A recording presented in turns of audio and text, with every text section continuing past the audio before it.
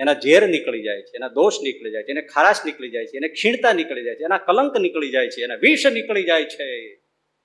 એને ક્યારેય નપતંત યદ ગતવા ન નિવર્તનતે તદ્ધામ પરમ મમ. આ બધું જ પ્રાપ્ત એને થાય છે. સાધુ સંતો બધા ચર્ચા નીકળી હતી ને એમાં આવું નીકળ્યો અદભુત વાત. તો એ કે એટલે અમૃત ક્યાં છે? તો એટલે કીધું અમૃત તો સ્વર્ગમાં જ છે.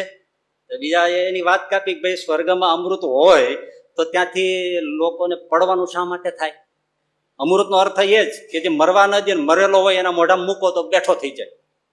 અમૃત મરવા ના દે અને મરી ગયો હોય તો જીવન આપે, એને અમૃત કહેવાય. તો સ્વર્ગમાં અમૃત છે એમ કયો છો, તો સ્વર્ગમાંથી પડવાનું પુણ્ય ક્ષીણે પુણ્ય મૃત્યુલોક એવી શાંતિ, ત્યાંથી પડવાનું શું કામ થાય જો અમૃત પીતા હોય ને અમૃત હોય તો?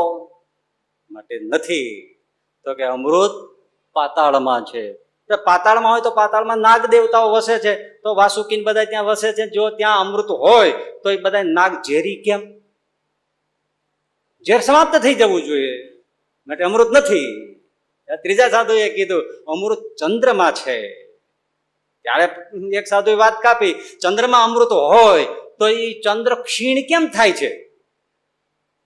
પૂનમ પછી આમાં કપાય તો અદ્રશ્ય કેમ થઈ જાય છે? એની કળાઓ કેમ ક્ષીણ થતી જાય છે? જો અમૃત જ હોય તો ક્ષીણ ન થવું જોઈએ. વાત સાચી છે. તો કોઈ કે અમૃત સાગરમાં છે, તો કે સાગરમાં અમૃત હોય તો ખારો કેમ છે? એ કે ખારો દૂધવા જેવો છે. તો કે એમ કેમ કેમ ખારો છે? અમૃત ક્યાંથી હોય? ત્યારે એક વૃદ્ધ સાધુ હતા, એમણે કીધું તાળી વગાડીને, એમણે કીધું ભાઈ સાંભળો સાંભળો, સુધા વસતી રહી કંઠે ભગવત જનાના. જે સાધુ સંતો ભગવાનની કથા વાર્તા ગાય છે એના કંઠમાં અમૃત હોય છે.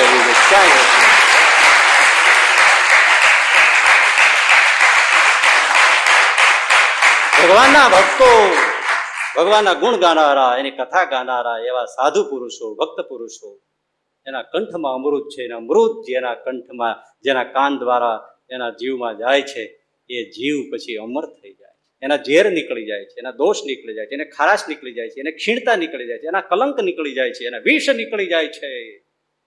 એને ક્યારેય નપતંત યદ ગતવા ન નિવર્તનતે તદ્ધામ પરમ મમ. આ બધું જ પ્રાપ્ત એને